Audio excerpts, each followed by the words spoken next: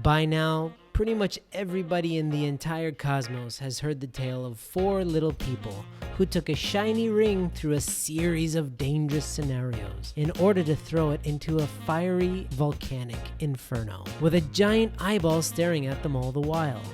The Lord of the Rings started as a hit novel, which eventually became a ginormous hit series of movies that took over planet Earth for quite some time. It sparked an entire movement with its own language, fandomonia, and of course, a whole bunch of conspiracy theories.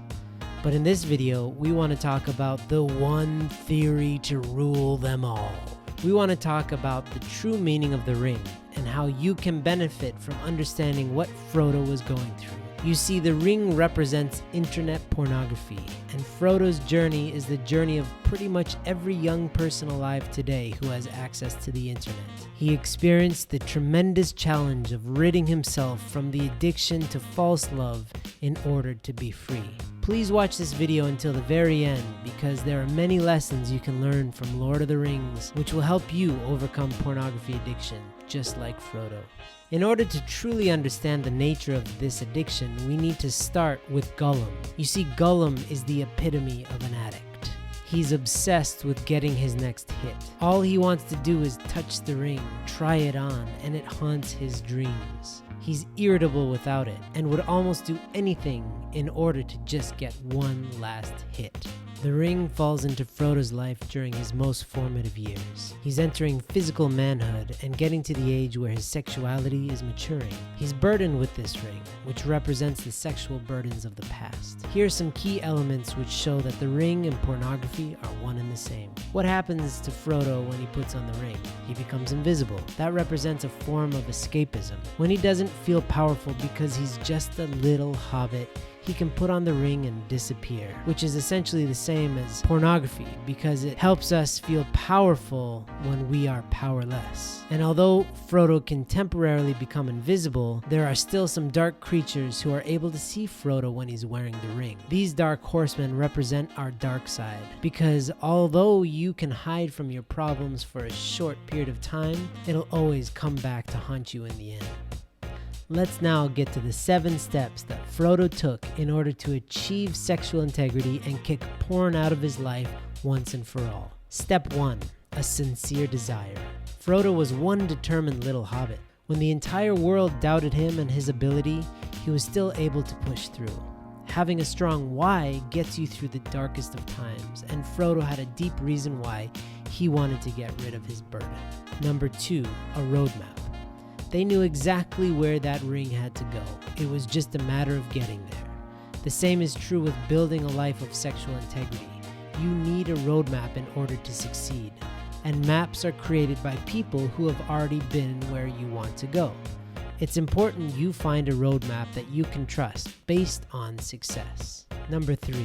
A mission partner. Frodo had Sam through thick and thin.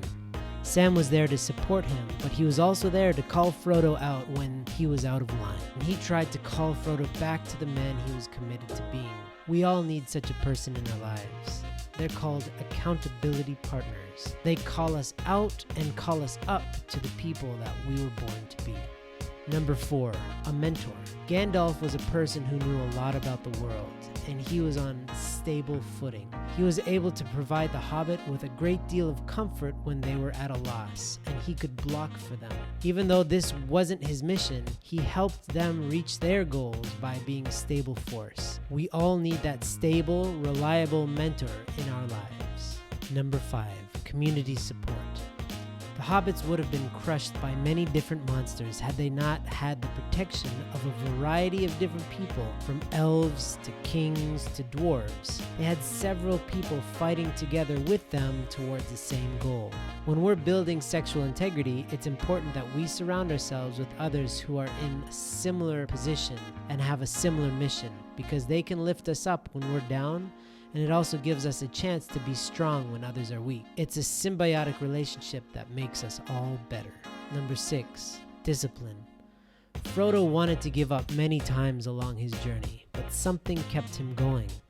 Although our why is our internal fuel and reason to keep going, it's our discipline that allows us to fulfill our destiny. Building habits is essential to creating a life of sexual integrity, and we need to create the discipline to say no to our phones and to our computers when we choose. Number 7, self-awareness. Throughout his journey, Frodo grew tremendously. The Frodo who threw the ring into the fire was not the innocent little farm boy that he was in the beginning of the story. The journey opened his eyes to the world, and it also opened his eyes to his own true capabilities. He went through the phases of self-reflection, self-awareness, and ultimately self-mastery, as he inevitably threw the ring into the fire. This would not have been possible without some deep internal growth and the process of building self-awareness. So remember, although this was a great story with a lot of twists and turns, this can also be your story. And the sexual integrity that Frodo found when he got rid of his porn addiction can be the exact same that you experience. If you ever need help along the way, High Noon is an organization that provides community support, a roadmap, mentorship, self-awareness, and a worldwide community of support that you need in order to achieve a life of sexual integrity. Go to highnoon.org for more information.